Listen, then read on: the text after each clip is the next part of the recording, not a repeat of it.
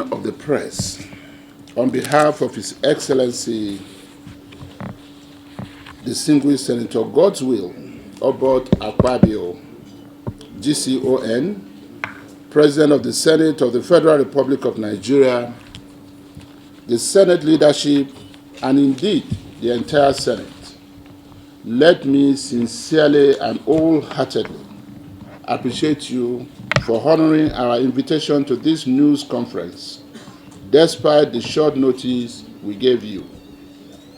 In truth, your presence here today demonstrates your commitment not just to the media organization you are representing, but also to your statutory obligations under Section 22 of the 1999 Constitution of the Federal Republic of Nigeria as amended.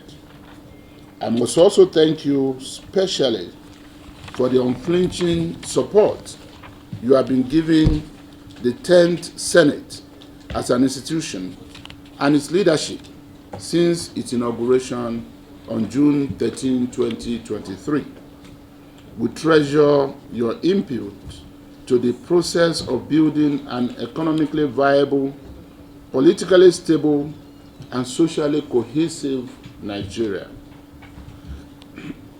The task of building a nation that we all desire is collective, and our responsibility, therefore, the role of every actor, including the media, is critical to building a viral nation that will work for all of us. Gentlemen of the press, the rationale for this news conference is pure and simple.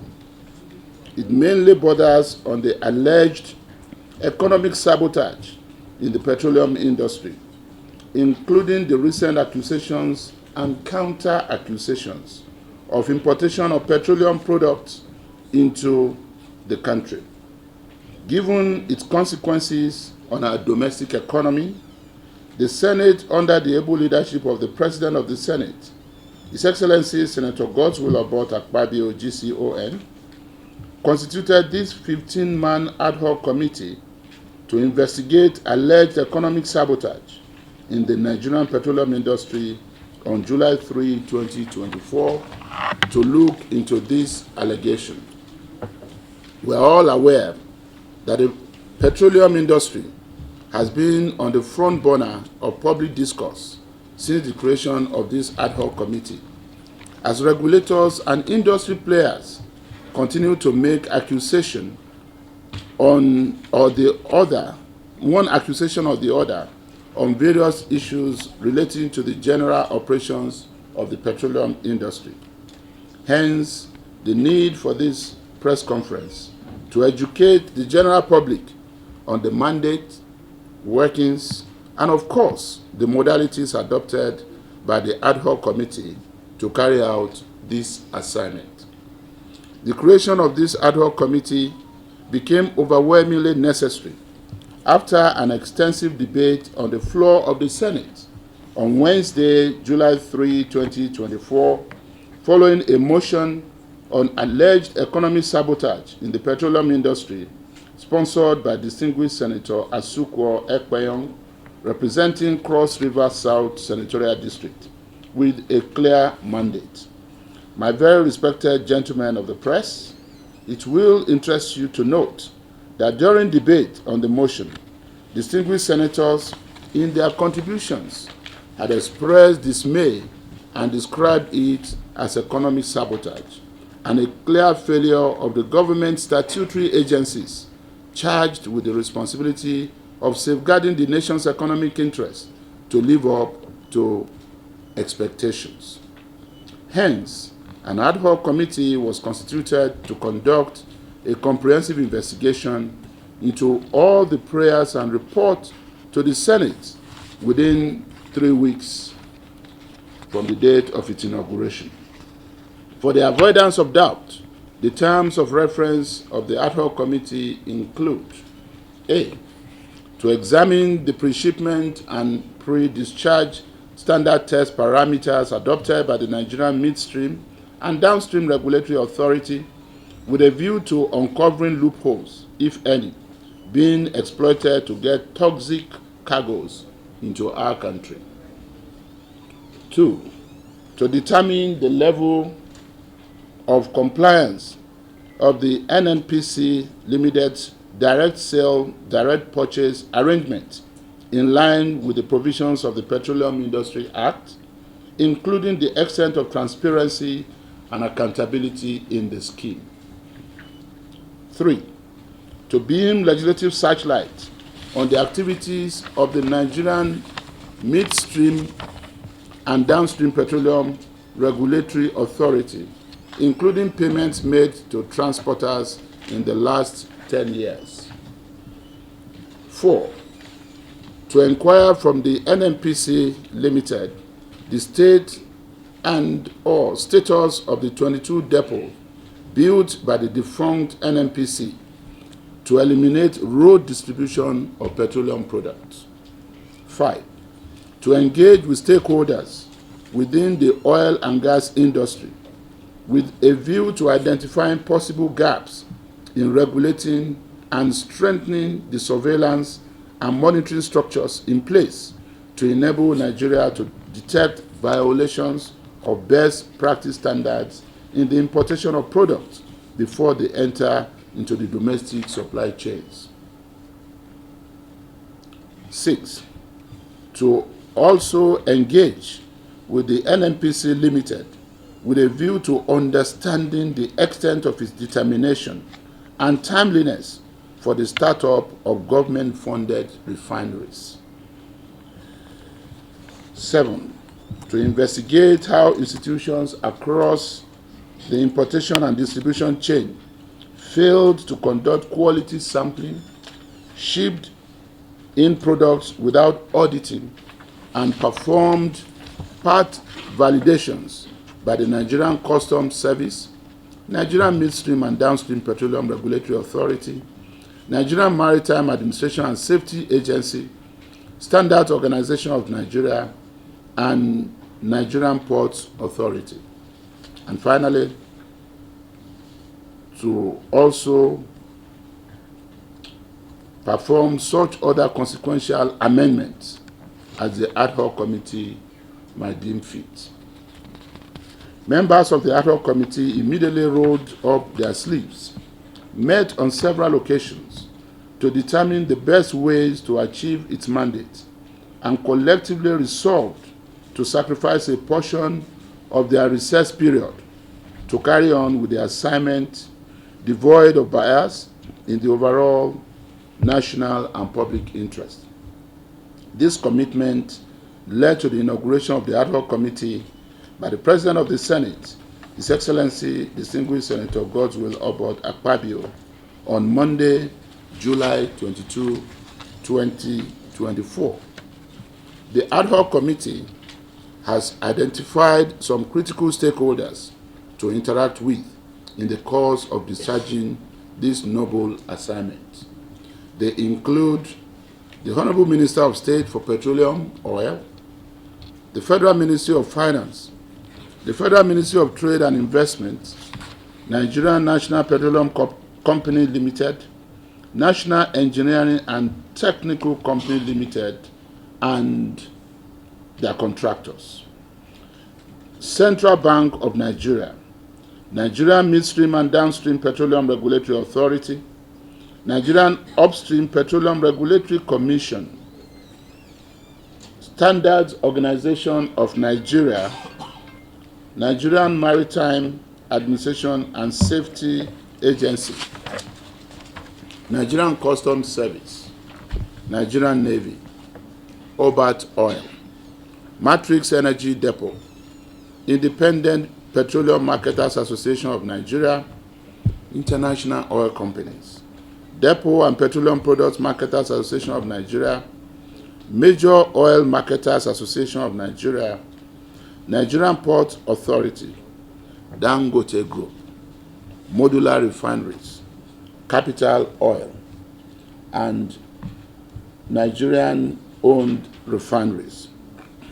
It is pertinent to note that in the course of interactions with the identified stakeholders, the ad hoc committee will visit any of their facilities that it deems necessary, especially the state-owned refineries, to ascertain their status, considering the huge funds already invested in their various turnaround maintenance year in, year out, without any meaningful result.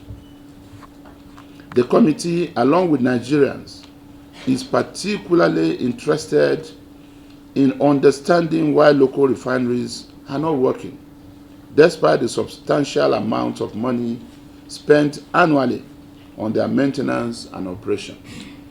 We will closely examine what the Nigerian National Petroleum Corporation Limited has been doing to address this persistent problem.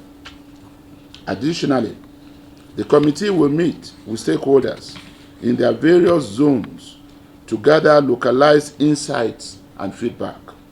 To ensure broad participation and transparency, the committee will create a platform for the general public and stakeholders to submit memoranda before the public hearing. Our investigation seeks to identify and hold accountable all parties involved in the importation and distribution of the adulterated petroleum products, PMS and AGO. This includes suppliers, importers, regulatory bodies, and any other entity that may have contributed to this serious lapse in quality control. We will conduct a thorough review of current regulatory frameworks and procedures to identify deficiencies and recommend necessary reforms to prevent such occurrences in the future. The committee is committed to ensuring the highest standards of fuel quality for the Nigerian market. The public hearing will be held as from September 10th to 12th, 2024. With this, would have given members of the public and players within the industry, as well as stakeholders, a period of 4 weeks to submit their memoranda to the committee. We also would have visited, where necessary, some of the refineries to determine the status of work. The sessions will enable us to engage directly with key actors in the petroleum industry and unravel those behind the illicit practice of importing hazardous and substandard petroleum products into the country, contrary to established protocols and standards. After the public hearing, the committee will go into closed sessions, during which we consider all the submissions from the key actors, draft our report, and the eventual adoption of the report. The Senate Ad hoc Committee on Alleged Economic Sabotage in the Petroleum Industry assures the public that we will pursue this investigation with the utmost diligence and integrity. We are dedicated to safeguarding the interests of all Nigerians and restoring confidence in our energy sector. We call on all relevant stakeholders to cooperate fully with our investigation. Together, we can ensure that such an incident does not reoccur and that the integrity of our fuel supply chain is maintained and the timeliness for the startup of government-funded oil refineries are determined. May I categorically state that this ad hoc committee is not meant to witch hunt any individual or group of people or corporation, but rather to find a lasting solution to our collective mutual gains. To this regard, the ad hoc committee seeks the cooperation of stakeholders in order not to jeopardize the good intentions of the Senate. Gentlemen of the press, our mandate is of strategic national interest. Each member of this committee was carefully selected based on his or her records of sterling performance. We're all men, and when I say where I use men here, that will also include women, as it is contained in our law. We are all men of integrity who will never pursue selfish interests at the expense of the national interest. The Senate did not constitute this committee to intimidate and witch hunt any party. Rather, the committee was constituted for the purpose of ensuring social and economic justice in the light of grim realities we are facing as a federation. We are also taking this task seriously with a view to addressing fundamental issues that pose grave threats to our economic prosperity, fiscal stability, and public health as a nation. In line with our mandate, we will definitely unravel the roots of economic sabotage in Nigeria's petroleum industry and make necessary recommendations that will entrench global best practices in the industry and open it up for more investments, especially in the midstream and downstream sectors. We are utterly committed to this mandate. We shall also carry out this national assignment without fear or favor. We shall be fair and just to all parties with a view to promoting and protecting the strategic national interests of our fatherland. Long live the Senate, long live the National Assembly, long live the Federal Republic of Nigeria. I thank you, and may God bless our country, Nigeria.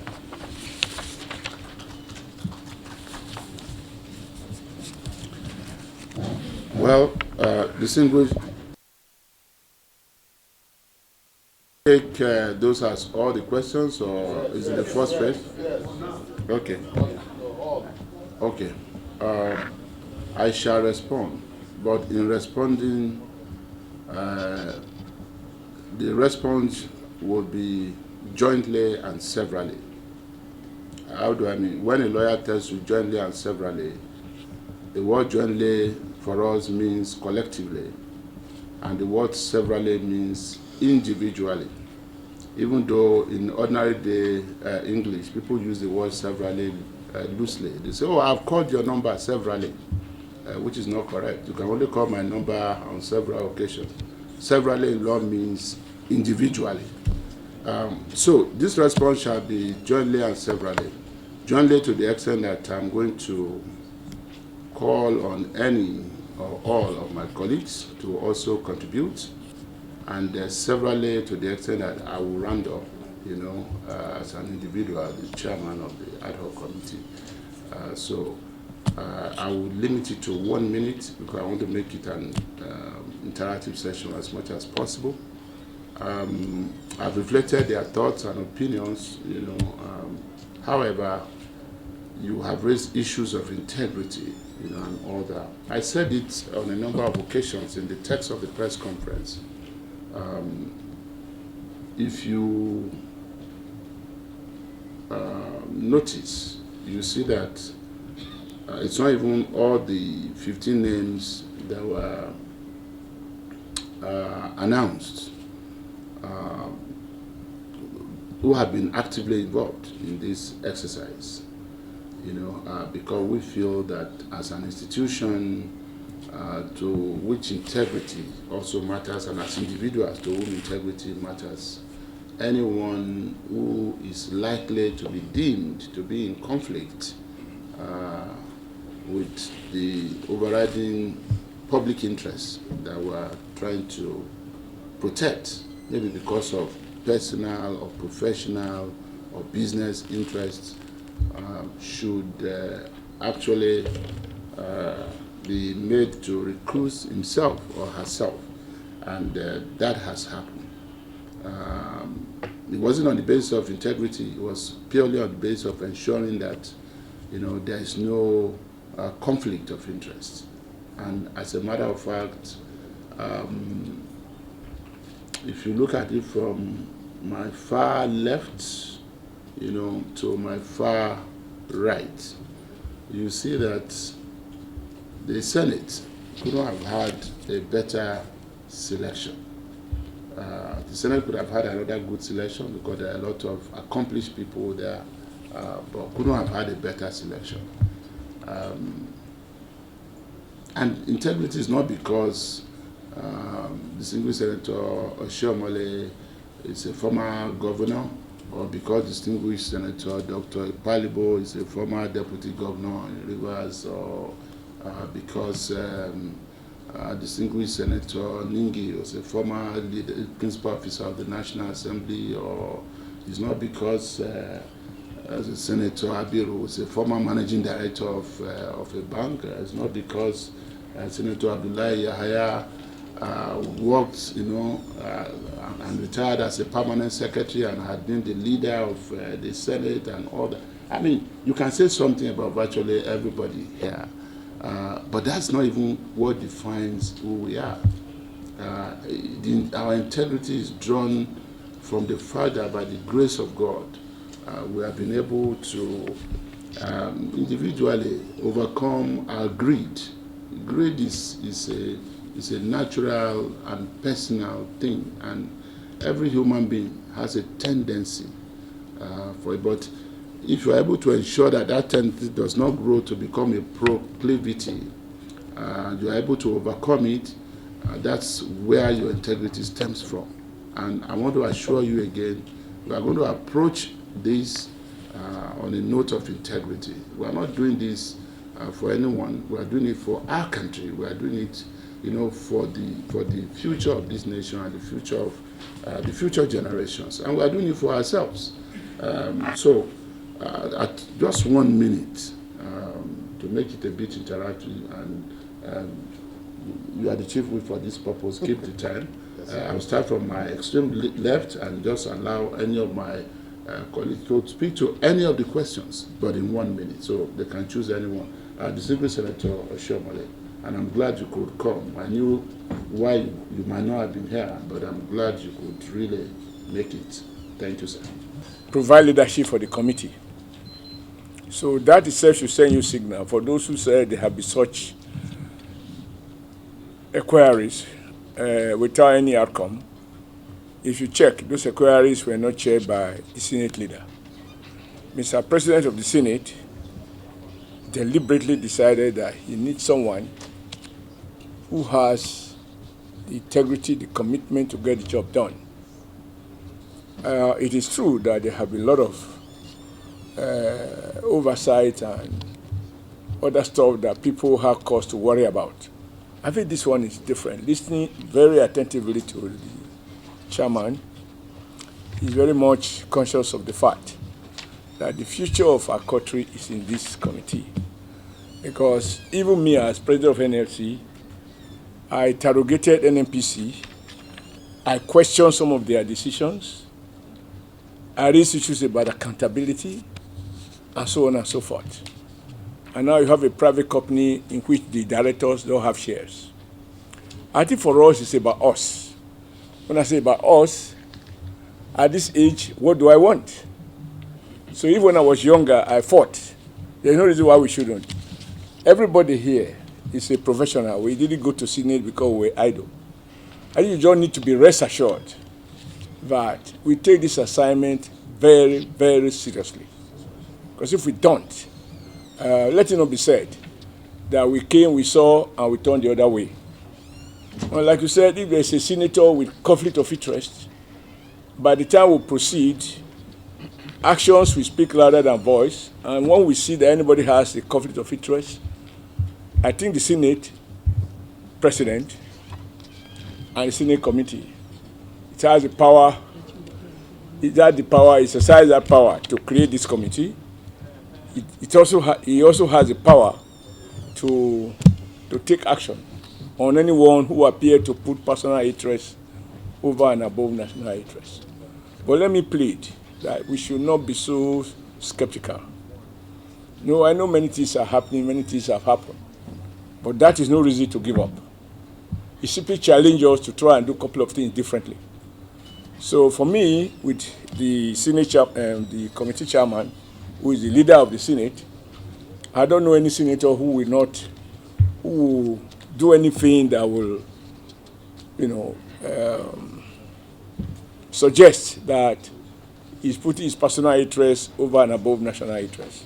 I also believe that given the challenges Mr. President is facing, like he has said repeatedly, going to the well to take water from a dry well, that's what he has to do to keep us going. So I guess there's no basis to doubt. We are absolutely committed as a committee, and we do our very best to ensure that we do not disappoint the Senate President and the single senators. Thank you, sir. What do you expect out of this, given all of the either to panels or investigative panels that have been set in the past? I think without prejudice to the outcome of the past investigative panels that have been set, I think that the opportunity for us to unravel some of the key issues around the industry today will derive more from the fact that this is a time wherein we have the current government has been bold enough to remove fuel subsidy that hitherto was prevalent in the past, and it's also a time that we believe that Nigerian entrepreneurs, they have built capacity in terms of local production capacity. So whether you are talking of the Dangote refinery, which is about the largest in the world, or other modular refineries that have also been built by other entrepreneurs in Nigeria, I think that it is a time that we take advantage of the capacities of these entrepreneurs collectively, number one, and also to properly exploit our God-given resource, which is crude. So I believe that some part of the expected outcome is how best can we make sure that we make our God-given natural endowment, available at reasonable pricing to the general populace. So for me, those will be some of the expectations that I think we will get out of this particular panel. Thank you very much for your attention. Thank you. There has been a lot of underhand dealings in the industry, and efforts to sanitize it in the past have all proved abortive. And this is evident both in the downstream sector and also in the upstream sector. An example of that is that to even introduce some reforms to harmonize the operations of the industry took the National Assembly and the executive over 20 years, to get an act that gets the operation, gives the modus operandi, give legal backing to the modus operandi of Nigerian industry until the 9th Senate. And we are here inheriting all the challenges, both legislative and executive challenges of the past. And the chairman has already assured you. And also the main reason why the leadership of the Senate saw it fit to get the leader of the Senate himself to head this particular committee, which shows that the committee is operating at the